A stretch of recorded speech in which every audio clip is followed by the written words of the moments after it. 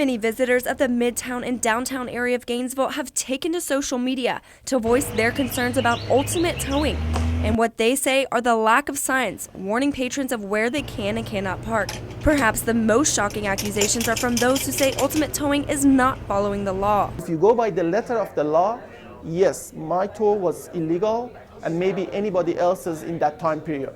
Pactel is just one of a group of activists against towing in Gainesville that has taken their concerns not only to social media, but also to the city commission. When I hear 4 or 5 commissioners do the same thing, I'm almost thinking this might need to come to general policies. But Ultimate Towing owner says his company is just doing the job they're contracted to do.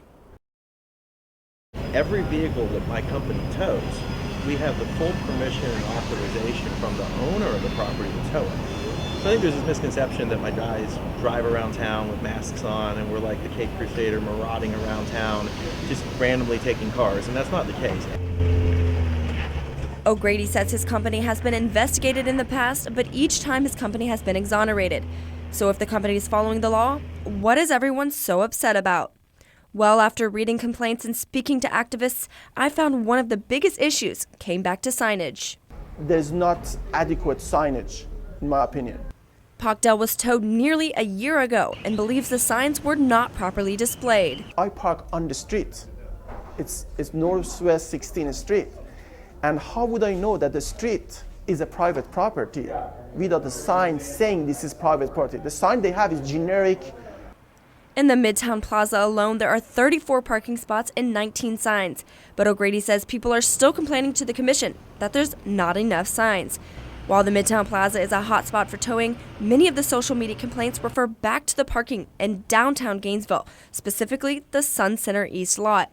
One Facebook page, Gainesville Word of Mouth, people wrote things like, "Terrible, I am never going to the Sun Center," and "This is why many of us don't go downtown." I decided to take a look myself and counted 11 signs in the Sun Center East lot. So what's with all the frustration?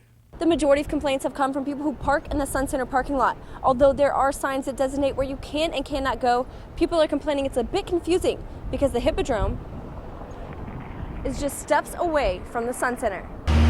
O'Grady says he can understand people being upset about getting towed, but says some have gotten out of line. I'm fine for people to criticize. I'm very happy for them to go to the commission and raise concerns.